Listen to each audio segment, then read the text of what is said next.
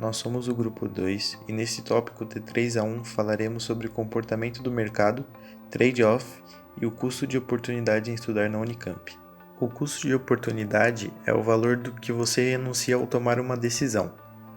Por exemplo, caso tenha R$10.000 e decida comprar ações de risco, o seu custo de oportunidade é abrir mão de uma renda fixa segura no longo prazo para arriscar o capital a curto prazo e tentar uma rentabilidade maior. Um outro bom exemplo de custo de oportunidade é sobre a compra à vista de um imóvel. Digamos que você tenha juntado dinheiro durante um tempo, a fim de realizar o seu sonho da casa própria. Entretanto, para que isso aconteça, você precisa avaliar duas situações: comprar a casa e ficar sem dinheiro depois de quitá-la, ou optar por financiar tal imóvel. Decidindo pela última opção, de financiar o imóvel, você poderá investir o valor restante, a fim de pagar as parcelas seguintes com o rendimento mensal de tal aplicação. Com isso, você estaria adquirindo uma dívida, mas, ao mesmo tempo, estaria gerando renda para pagar todas as parcelas restantes. Assim, ao final da dívida, você teria uma casa e o montante investido inicialmente. Se você tivesse optado por comprar a casa à vista, você seria o proprietário do imóvel, mas não possuiria nenhum capital sobressalente. Porém, com a compra à vista, você não contrairia uma dívida, ou seja, existem vantagens e desvantagens nas duas operações.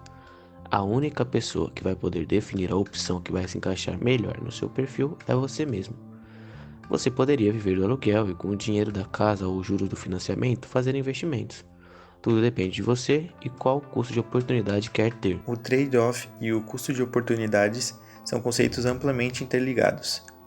Em economia, trade-off significa incorrer em uma perda no presente para obter um ganho posterior, ou seja, uma compensação futura. Um bom exemplo de trade-off pode ser visto na relação de inflação versus o desemprego. Por exemplo, o Banco Central pode, a curto prazo, ao elevar a oferta de moeda, reduzir o desemprego. Contudo, esse aumento na oferta da moeda tende a causar a inflação, que pode vir a prejudicar a economia. Por isso, as autoridades que determinam a política monetária devem optar no curto prazo por focar em combater ou a inflação ou o desemprego.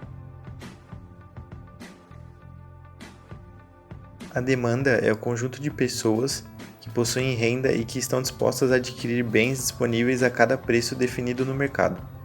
O princípio geral da demanda define que existe uma relação inversa entre preço e quantidade procurada de um bem.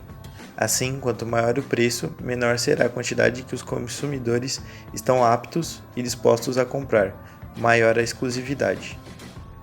A oferta é provocada pelas empresas e representa o conjunto de esforços e sacrifícios despendidos por elas para colocar bens e serviços à disposição das famílias.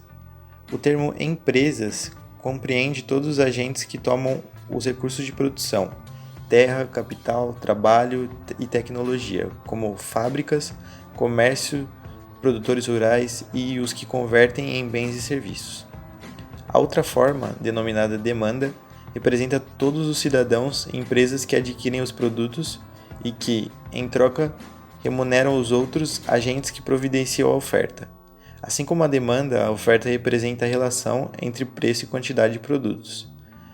Porém, a oferta é a quantidade de produtos oferecida por um determinado preço em um determinado momento. Um exemplo para oferta e demanda pode ser encontrado na própria Unicamp. A oferta pode ser representada pelo número de vagas oferecidas num determinado curso, enquanto a demanda é o número de vestibulandos interessados em ocupar a vaga em questão. Segundo dados divulgados, para a medicina, por exemplo, em 2020, havia 88 vagas e 28.065 candidatos inscritos, o que gera uma relação candidato-vaga de 325 candidatos por uma vaga. Ou seja, nesse exemplo citado, há muita demanda no mercado e pouca oferta. De acordo com as planilhas, podemos observar que a cesta básica universitária é de R$ 1.546,89.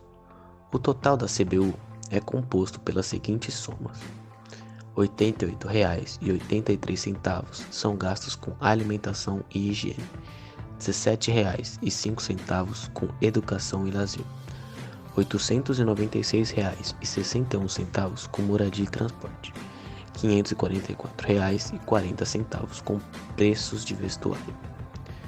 De acordo com dados fornecidos, a FT gasta anualmente um total de R$ 14.189,18. Esse valor é dado através da divisão do orçamento total para 2020, que foi de R$ 24.206.756 pelo número total de alunos no campus, que é de 1.706.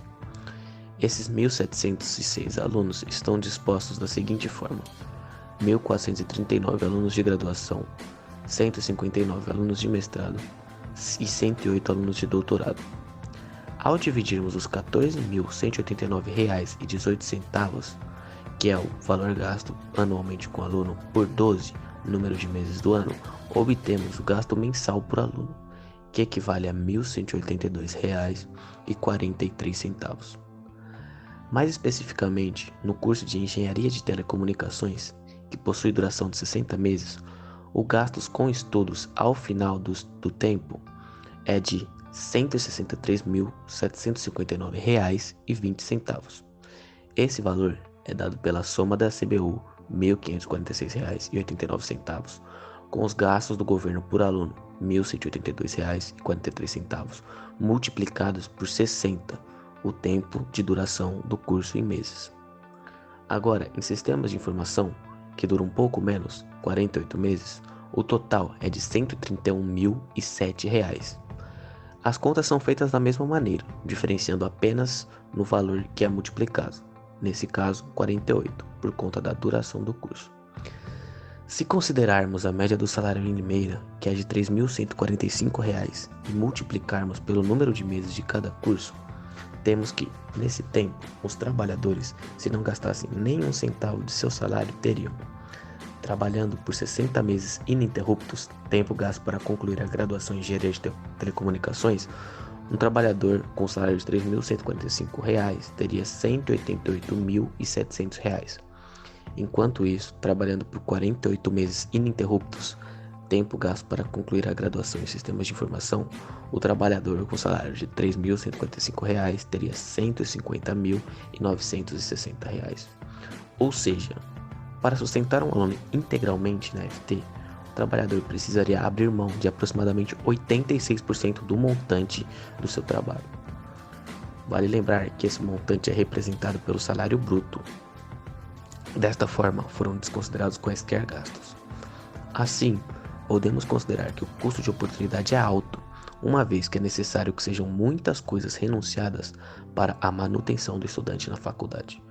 Por um outro lado, o trade-off implicará num ganho posterior, uma vez que a média de salários de um profissional da área é maior e este provavelmente terá mais oportunidades do que a média na cidade de Limeira. Para encerrar, gostaríamos de deixar um questionamento. Vocês acham que é saudável e possível para alguém com o salário médio de Limeira se manter na FT? Quais alternativas podem ser tomadas? Com base nos estudos e nos conceitos aproveitados, podemos concluir, portanto, que o mercado se movimenta por padrões, e para que seja adequadamente interpretado, seus fenômenos devem ser desdobrados em oferta e demanda, e, posteriormente, nas variáveis que influenciam cada um desses dois segmentos. A dificuldade de entendimento não reside apenas na quantidade de variáveis, mas também nos relacionamentos e nas mudanças temporais. Existem muitas características e especificidades de determinadas ordens de produtos que impõem dinâmica distinta e, por conta disso, precisam ser corretamente entendidos. Modelar o mercado beneficia a análise de seus fenômenos e a tomada de decisão.